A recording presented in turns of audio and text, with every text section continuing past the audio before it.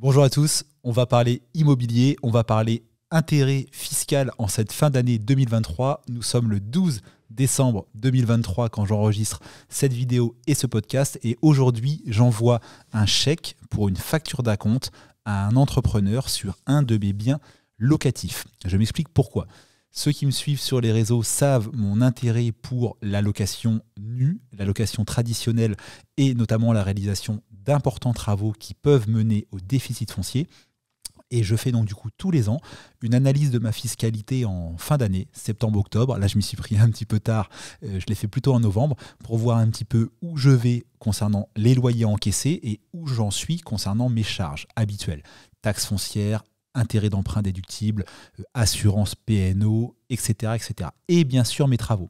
Et dans l'hypothèse, et c'est le cas cette année, où je vais avoir des charges et des travaux inférieurs à mes loyers, et je réfléchis rapidement à la réalisation de nouveaux travaux dans mes biens locatifs.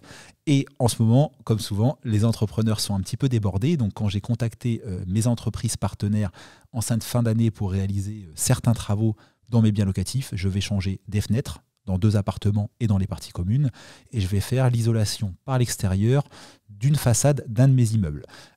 Et forcément, tout le monde m'a dit c'est mort pour 2023, tu t'y prends trop tard, c'est des travaux qui seront réalisés en 2024.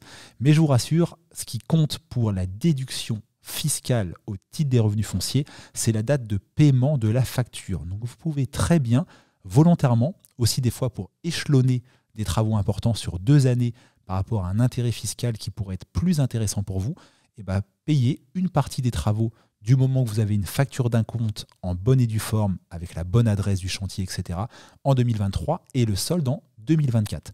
Ça va être mon cas. Les travaux seront réalisés en 2024, en janvier-février, de façon certaine, mais je vais pouvoir, en 2023, déduire 2 factures d'acompte que j'ai réglées en décembre 2023. Vraiment un point important, ce qui compte, ce n'est pas la date de réalisation des travaux, ce qui compte, ce n'est pas non plus la date d'édition de la facture par l'entrepreneur. Ce qui compte en cas de contrôle, c'est la date de sortie du paiement.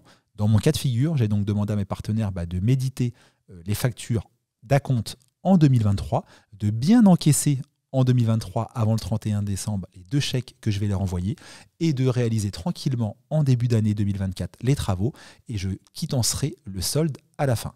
Donc je vous partage cette petite astuce, il n'est pas encore trop tard, même s'il ne va pas falloir tarder, pour réfléchir à des travaux que vous réaliserez en 2024, mais sur lesquels vous pouvez verser encore en 2023 un acompte. C'est bien sûr une astuce 100% légale, vous pouvez vérifier dans le BOFIP des impôts, et qui vous permet soit encore une fois de bénéficier d'un avantage fiscal pour l'année prochaine, ou soit pour retenir ce conseil-là pour plus tard. Et parfois, on a besoin de faire beaucoup de travaux sur une même année, et des fois, on a besoin de les faire pour des raisons techniques, parce que le locataire, etc. Mais on a un intérêt fiscal à les échelonner sur 2 années. Tout ça est légal du moment qu'on le fait en toute intelligence et en respectant bien les textes. C'était ma petite astuce du jour. Je vous dis à bientôt.